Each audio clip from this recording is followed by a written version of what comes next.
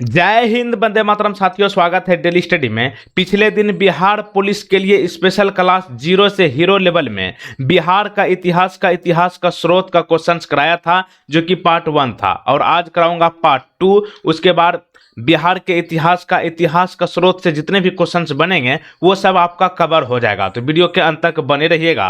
तो चलिए शुरू करते हैं। पहला प्रश्न है, राजनीति रत्नाकर पुस्तक के लेखक कौन है? राजनीति रत्नाकर पुस्तक जो है बिहार से ही संबंधित है। इस पुस्तक के लेखक की बात करें तो ये होगा आपका चंदेश्वर। ऑप्शन नंबर ए सही जवाब है। अच्छा, चंदेश्वर कहाँ के राजा थे? ये मिथिला के राजा थे। मिथिला आप जानवे करते हैं, मुजफ्फरपुर दरभंगा का इलाका एक तरह से माना जाता है। और ये जो है आपका चंदेश्वर जो है राजनीति रत्नाकर पुस्तक के लेखक है। और इस पुस्तक में राज के ब्राह्मण नीति का आधार मंडल सिद्धांत बतलाया गया है। क्वेश्चन नंबर 2 देखिए, कौटिल्य की पुस्तक अर्थशास्त्र किस विषय पर आधारित है? कौटिल्य का दूसरा नाम क्या है? चाणक्य है, विष्णुगुप्त है। यानी कि कौटिल्य का 3 नाम है, कौटिल्य, चाणक्य और विष्णुगुप्त। और इसका पुस्तक है अर्थशास्त्र। अर्थशास्त्र की बात करें तो ये जो है राजनीति विज्ञान से संबंधित है। यानी कि यहाँ पे ऑप्शन में राजनीति विज्ञान नहीं है, तो यहाँ पे ये है ना शासन कला के सिद्धांत और अभ्यास, तो यही से संबंधित हो जाएगा राजनीति विज्ञान से। तो ऑप्शन बी को सही जवाब कीजिए और आगे चलिए। अगला देखिए, उद्वंत प्रकाश के लेखक कौन है? उद्वंत प्रकाश भी एक बिहार का ही एक इंपॉर्टेंट बुक है। ये इसके लेखक जो है मौलिक कवि है। क्या नाम है? मौलिक कवि। तो ऑप्शन ए। अगला देखिए क्वेश्चन नंबर नेक्स्ट, मौर्यकालीन स्थापत्य कला के साक्ष्य कहां से प्राप्त हुए हैं? मौर्य काल का स्थापत्य कला यानी कि आर्ट जो है प्राप्त हुए हैं, ये हुआ है आपका पाटलिपुत्र से, बराबर से, राजगीर से। यानी कि उपयुक्त सभी हो जाएगा ऑप्शन नंबर डी। अगला देखिए, बिहार पर गहरवालों के आधिपत्य का प्रमाण कहां से मिलता है?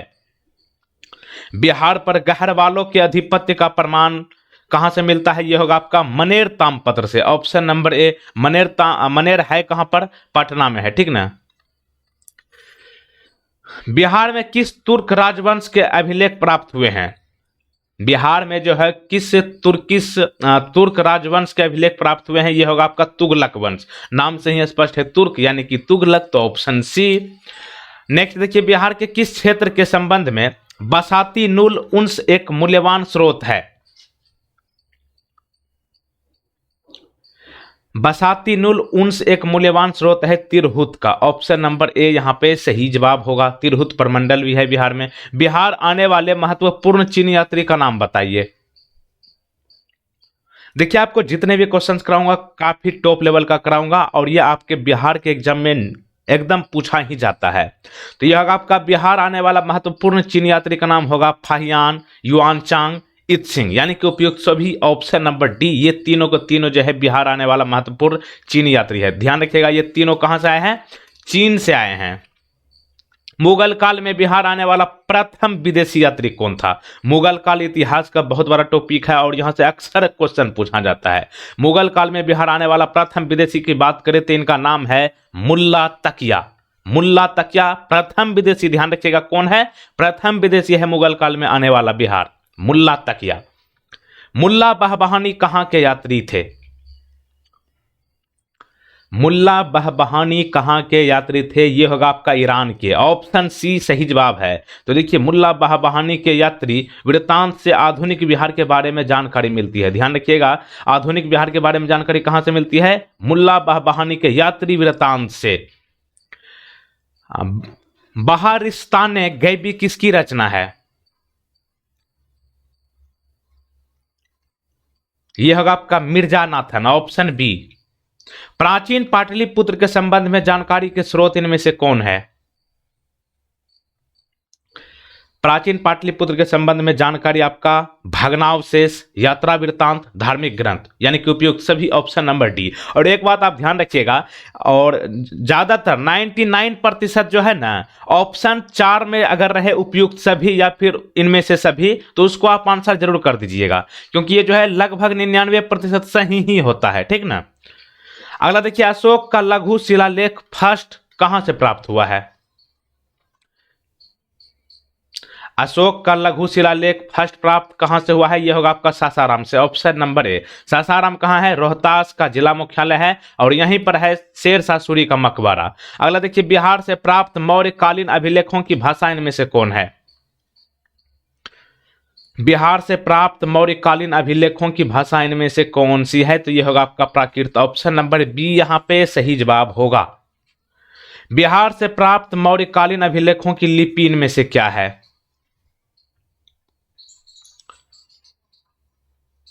तो यह होगा आपका Brahmi. Option number C Bihar से प्राप्त मौर्यकालीन अभिलेखों की लिपि की बात करें तो यह होगा आपका ब्राह्मी। तो ऑप्शन सी को सही जवाब कीजिए। अगला देखिए, मिर्तुल अहवाल किसकी रचना है? मिर्तुल अहवाल किसकी रचना है? यह होगा आपका मुल्ला बहबहानी। ऑप्शन नंबर सी सही जवाब। देखिए, आपको भले लग रहा है कि यह क्वेश्चन क्या उटपटांग रंग का है, लेकिन यही सब क्वेश्चन पूछा जाता है। आपको डीपली नॉलेज रखना पड़ेगा। देखिए, मध्यकालीन मिथिला के इतिहास के स्रोत इनमें से कौन महत्वपूर्ण है? मध्यकालीन मिथिला के इतिहास के स्रोत की बात करें तो यही होगा कीर्तिलता, कीर्तिपताका, वर्ण रत्नाकर, यानी कि उपयुक्त सभी ऑप्शन नंबर डी। और जैसा कि मैंने अभी आपको एक ट्रिक बताया है कि 99% सही होता है उपयुक्त सभी वाला ऑप्शन नंबर डी। बिहार में धातु प्रस्तर युगीन अवशेष कहां से मिले हैं? धातु प्रस्तर युगीन अवशेष कहां से मिले हैं? तो ये होगा आपका उपयुक्त सभी जगह से। चिरांद जो कि छपरा में है, चेचर जो कि वैशाली और सोनपुर से मिले हैं, मनेर से मिले हैं, यानी कि उपयुक्त सभी जगह से जो है बिहार में धातु प्रस्तर युगीन अवशेष मिले हैं। तो ऑप्शन डी को सही जवाब कीजिए।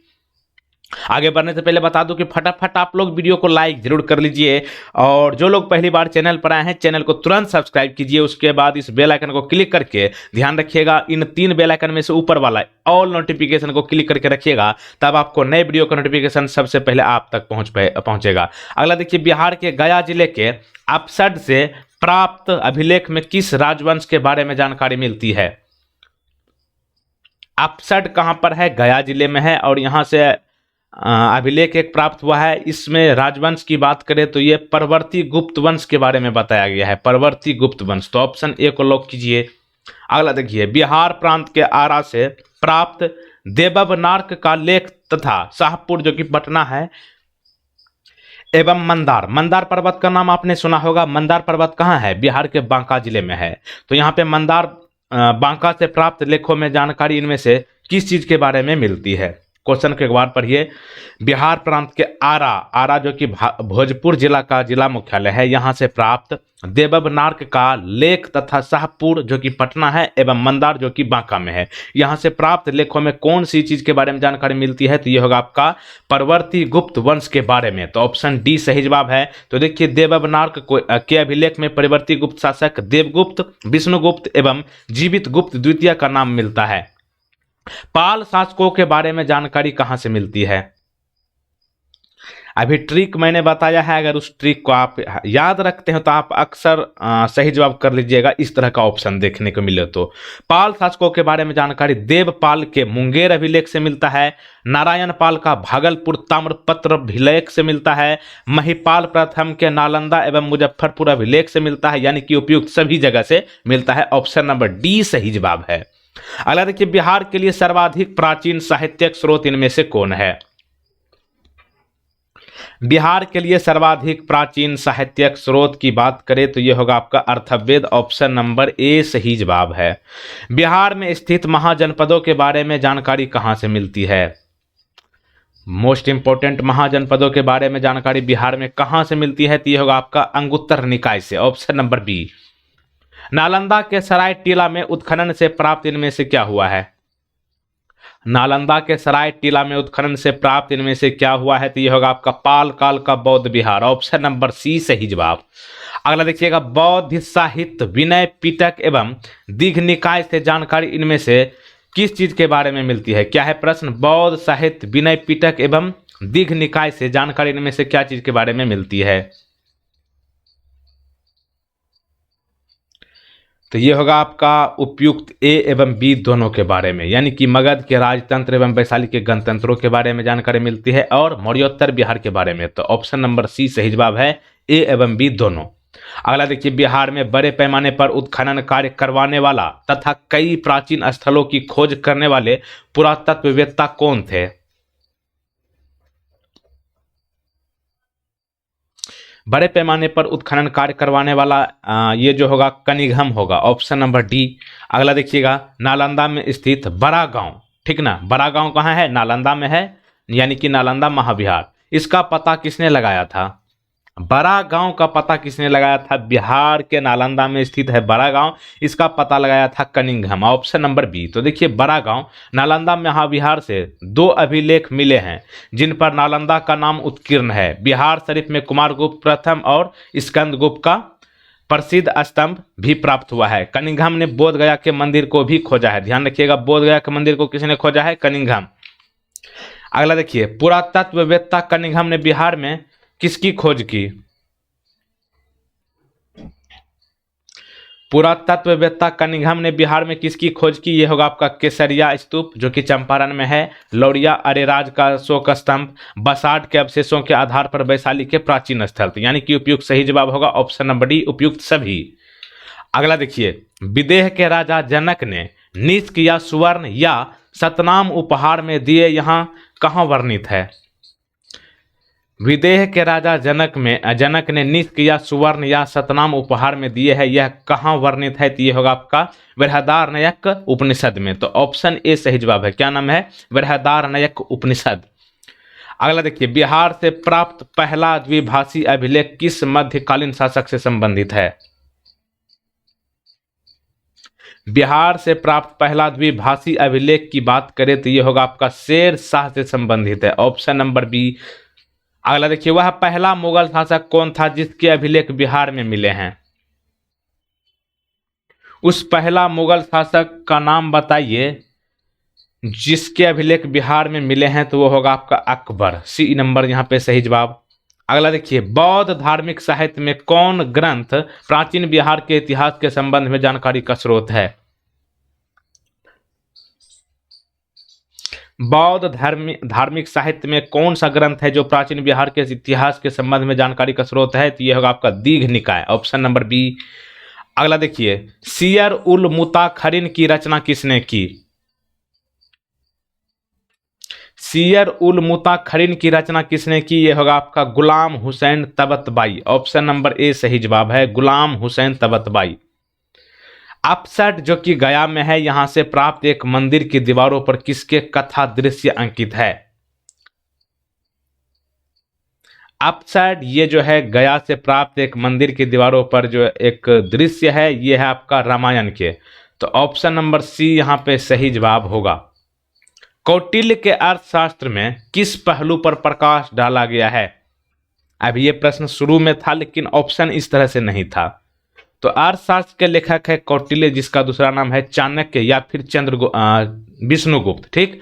और ये जो पुस्तक है अर्थशास्त्र, ये राजनीतिक नीतियों पर आधारित है, तो ऑप्शन बी यहाँ पे सही जवाब है। और यहाँ पे एक प्रश्न आपके लिए है, विक्रमशिला विश्वविद्यालय बिहार के किस जिला में है, इस प्रश्न का सही जवाब आपको नीचे कमेंट बॉक्स में बताना है। विक्रमशिला विश्वविद्यालय कहाँ पर है, बिहार में, ठीक। और जिस जिला में है उस जिला को सिल्क सिटी ऑफ बिहार कहा जाता है, यानी कि रेशमी शहर, ठीक। और आपको बताना चाहूंगा कि पिछला वीडियो आपने नहीं देखा है पार्ट 1, तो उसको आप जरूर देख लीजिए। आपको अगर आपको बढ़िया से तैयारी करना है 100% रिजल्ट पाने के लिए, तो आपको पिछला वीडियो और लगातार आपको बने रहना चाहिए। और यहाँ पे आपके लिए प्लेलिस्ट बना दिए हैं, वहां पे आपको सारे वीडियो एक साथ मिल जाएंगे, तो आप सबको देख लीजिए बारी बारी से। जय हिंद, वंदे मातरम।